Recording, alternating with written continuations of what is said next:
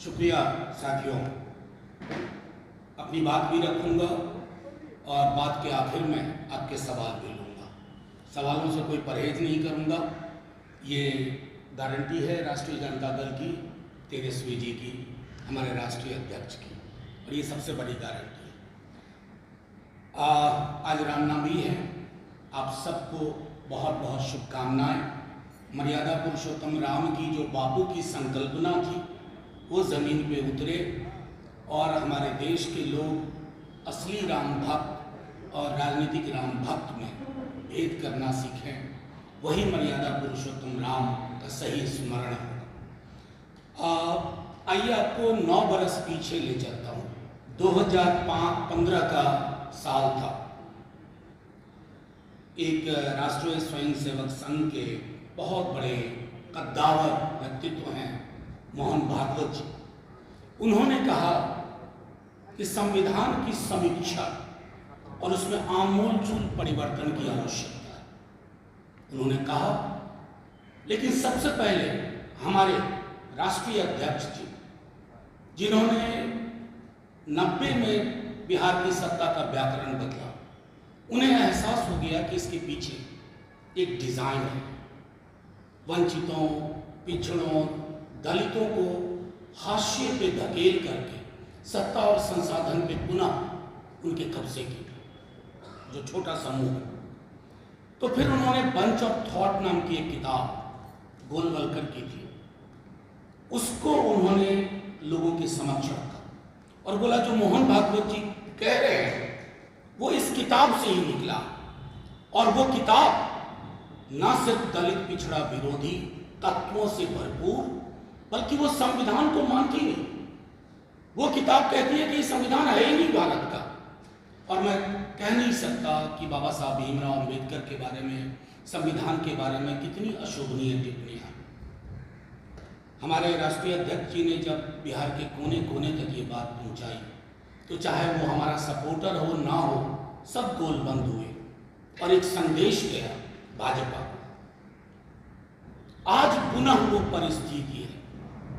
आप सब जानते हैं कि 10 लोग जो चुनाव लड़ रहे हैं प्रतिदिन कहते हैं कि इस संविधान को हम बदल करके रख देंगे। अब आइए, कल नेता प्रतिपक्ष ने जब वो चुनाव प्रचार से लौटे तो उन्होंने कुछ बातें आपके समक्ष रखी। ये है भारत का संविधान, ये है भारत का संविधान, ये है भारत का संविधान। ये कागज के पन्ने को नहीं जोड़ा गया है कि आप कहेंगे कि ये पन्ने हैं, ये जिंदा दस्तावेज है। आपके जिंदा होने की गारंटी है, मेरे जिंदा होने की गारंटी है, आपके हकूक की गारंटी है, मेरे हकूक की गारंटी है। दलित, पिछड़े, अकलियत और अक्सरियत सबके होने की गारंटी है।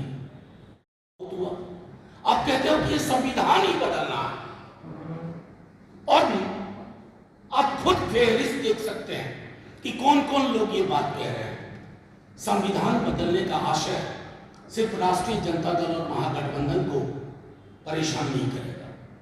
आखिर ये संविधान है क्या? ये आरक्षण की गारंटी है, शिक्षा की गारंटी है, रोजगार की गारंटी है। ये संविधान आपके मौलिक अधिकारों को संजो कर रखने के लिए प्रगति पथ पर सबको साथ लेके चलने की गारंटी है।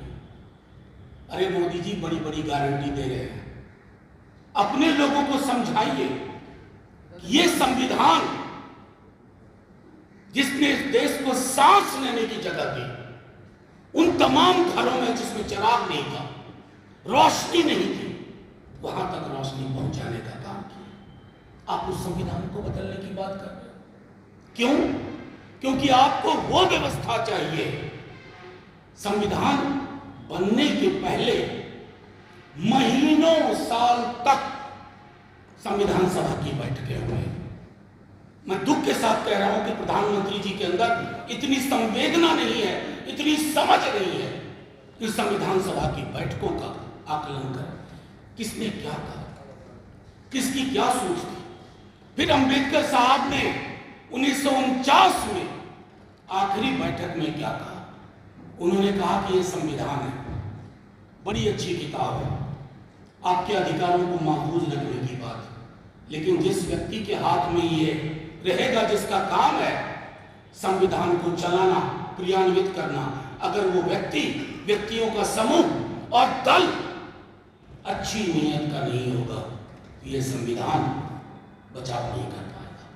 आज हम उस परिस्थिति में पहुंच गए जहां बेशर्मी से लोग कह रहे हैं, बेहयाई से लोग कह रहे हैं कि हम संविधान बदल के रख देंगे, हमें बहुमत इसलिए दो कि हम संविधान बदल के रख देंगे। ये शाश्वत है, इसमें संशोधन हो सकता है जरूरतों को के हिसाब से। इस किताब को कोई खारिज करने की कोशिश करे तो मैं आपके माध्यम से अपील करता हूं, सिर्फ हमारे सपोर्टर नहीं, देश के हर व्यक्ति, हर नागरिक, इस राज्य के हर व्यक्ति, हर नागरिक, हमारा वोटर ना भी हो, उससे अपील करता हूं, देख लो इनके मंसूबे क्या।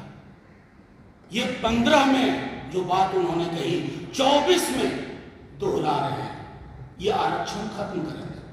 आप देखिए, नेता प्रतिपक्ष ने हाथ जोड़ के कहा कि जो आरक्षण का दायरा बढ़ाया उसको संविधान की 9वीं अनुसूची में शामिल करो।